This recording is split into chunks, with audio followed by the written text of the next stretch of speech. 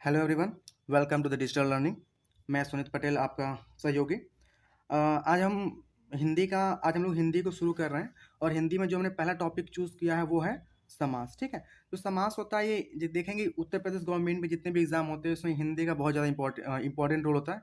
जैसे यूपी का लेखपाल एग्जाम होने वाला है, वीडियो एग्जाम होने वाला है, और देखेंगे तो यूपी बीएड भी एग्जाम होने वाला है।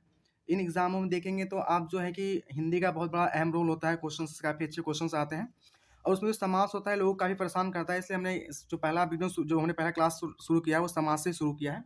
चलिए देरी नहीं करते हुए बस हम लोग शॉर्ट में समझते हैं जल्दी से इस पूरे टॉपिक को, ताकि हम लोग एक अच्छी हमारी पकड़ बन जाए टॉपिक हिंदी टॉपिक पे।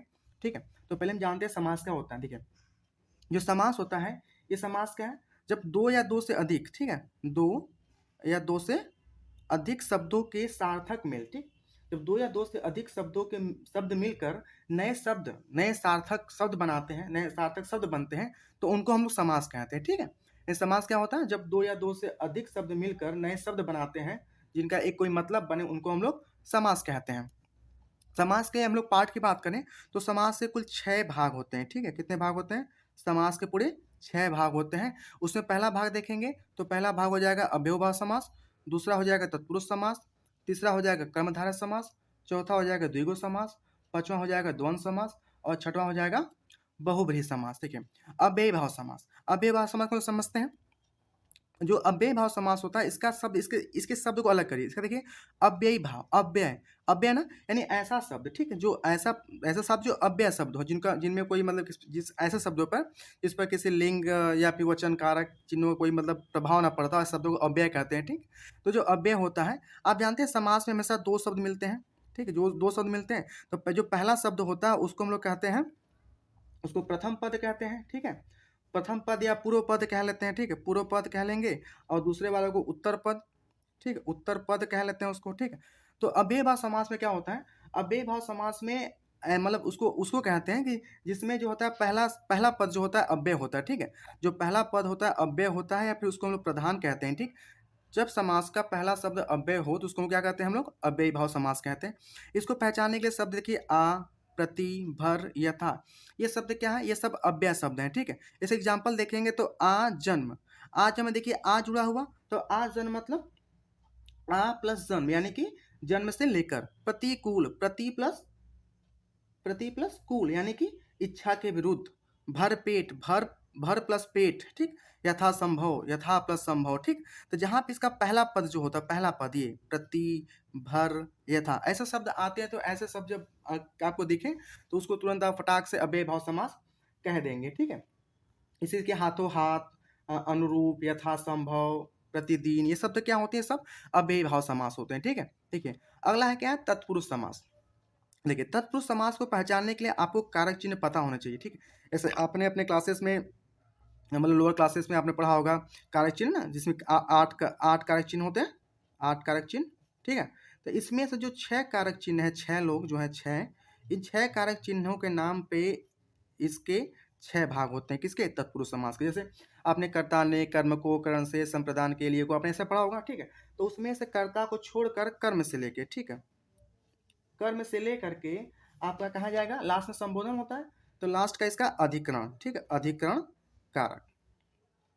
ठीक, तो कर्म से लेके अधिकरण तक इसके जितने 6 होते हैं तो 6 भाग तत्पुरुष समास में गिने जाएंगे। ठीक है, तो पहले जान दिए तत्पुरुष समास क्या होता है। तत्पुरुष समास में जो होता है, देखिए, तत्पुरुष, पुरुष देखिए, देखिए ऐसे समझिए, पुरुष जो होता है प्रधान होता है ना, पुरुष मतलब प्रधान, जो मुख्य मुख्य टाइप का आदमी होता है, तो पुरुष याद रखिएगा। देखिए, पुरुष, तत्पुरुष यानी कि ऐसे शब्द, पुरुष देखिए बाद में आ रहा है, दूसरा पद आ रहा है, जब जब दूसरा पद प्रधान हो। ठीक है, जब उत्तर पद प्रधान हो तो ऐसे शब्दों को, यानी ऐसे शब्दों को क्या कहेंगे, तत्पुरुष समास कहेंगे। और तत्पुरुष समास के 6 भेद होते हैं, जैसे हमने बताया।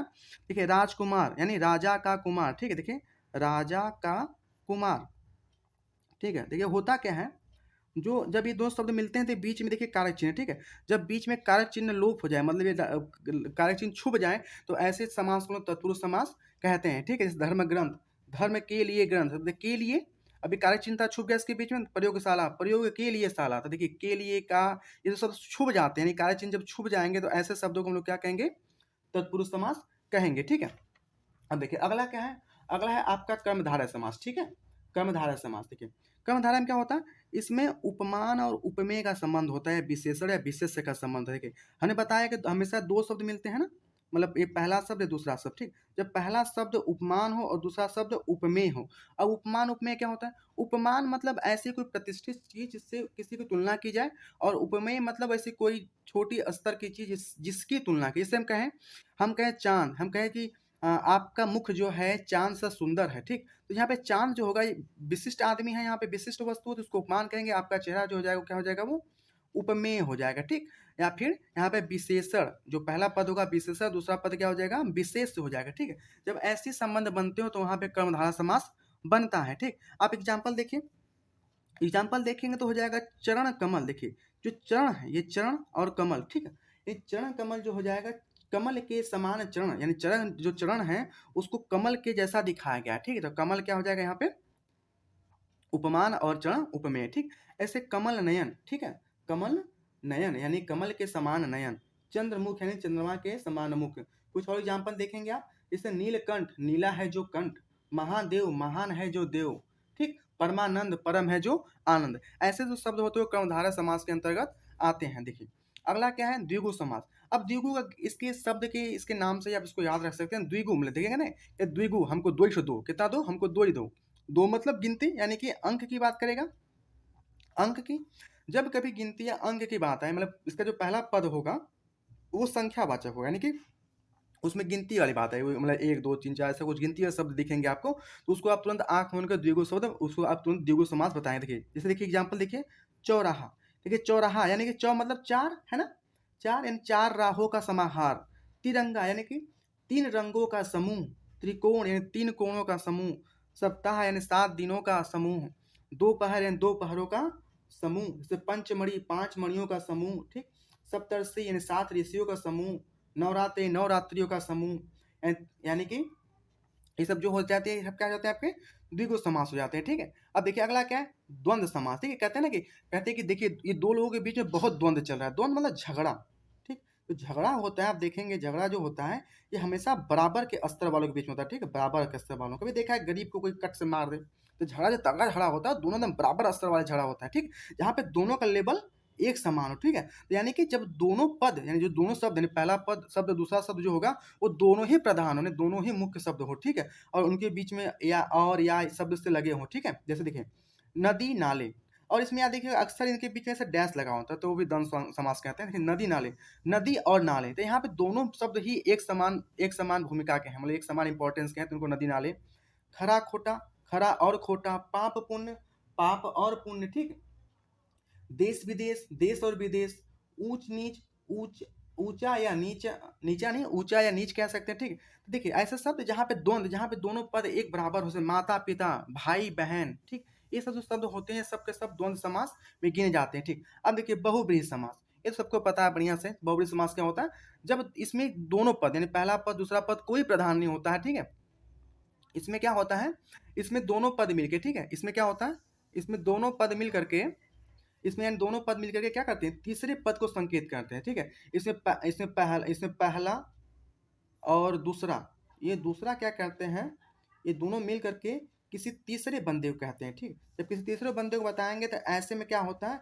ऐसे में आपका बहुब्रीहि समास हो जाता है। जैसे एग्जाम्पल देखिए, आप उदाहरण देखेंगे लंबोदर, यानी कि कहेंगे लंबा है उदर जिसका। देखिए अब लंबे पेट वाले बहुत लोग हो सकते हैं, लेकिन विशेष रूप से किसी एक व्यक्ति कहा जाता है, कौन होता है? भगवान गणेश होते हैं, ठीक। तो भगवान गणेश को हम लोग क्या कहते हैं? लंबा उदर वाला कहते हैं, यानी कि लंबोदर। यानी जब लंबोदर लोग कहेंगे तो तुरंत दिमाग में गणेश जी की तस्वीर आती है, गणेश भगवान जी की तस्वीर आती है, ठीक है। तो ऐसे में क्या कहेंगे? जब ऐसे में जब किसी तीसरे व्यक्ति को हो, मतलब ऐसे शब्द जो हो किसी तीसरे किसी खास व्यक्ति का हम लोग को नाम स्मरण कराए, तो वहां पे क्या होता है? बहुब्रीहि समास। देखिए दशानन यानी 10 सर वाला, 10 सर वाला कौन था? रावण था, तुरंत आपको दिमाग में आएगा। तो ऐसे शब्द आए तो कौन सा होता है? तुरंत बहुब्रीहि समास। देखिए महान वीर, यानी महान है जो वीर, यानी वीरों में है वीर कौन? महावीर, यानी कि बजरंगबली, ठीक। ऐसे क्या है? मतलब ये शब्द होते किसी एक विशिष्ट व्यक्ति को जब पहचान दिलाते हैं, बताते हैं, तो क्या होता है? आपके बहुब्रीहि समास हो जाता है, ठीक है। जैसे घन श्याम, घन के समान है श्याम, यानी कि कृष्ण भगवान। त्रिलोचन, तीन है लोचन जिसके, यानी शिव जी। पीताम्बर यानी पीत है अंबर जिसका, यानी कि कृष्ण जी। प्रधानमंत्री, मंत्रियों में प्रधान है जो, यानी कि प्रधानमंत्री, ठीक। तो ऐसे क्या होता है? बहुब्रीहि समास हो जाते हैं। और मुझे उम्मीद है कि आपको ये वीडियो अच्छा लगा होगा और आप अपने मित्र दोस्तों को भी इसको बताएंगे पढ़ने के लिए। ठीक है? हम लोग जो अगली जो वीडियो होगी, हम लोग अगले वीडियो में उसमें भी एक अच्छी टॉपिक हिंदी का लेके आएँगे, जिससे कि आप कम से कम समय में एक बढ़िया से बढ़िया रिवीजन कर सकें, ठीक है? और आपको हमारा काम पसंद आए तो इसको ज़रूर सपोर्ट करिएगा, लोगों को बताइएगा, ठीक है? चलिए आज के लिए क्लास हम इतना भी रोकते हैं, ठीक है? हम लोग अगली क्लास में मिलते हैं, तब तक के लिए अपना ख्याल रखिए, मस्त रहिए, खुश रहिए। Bye bye.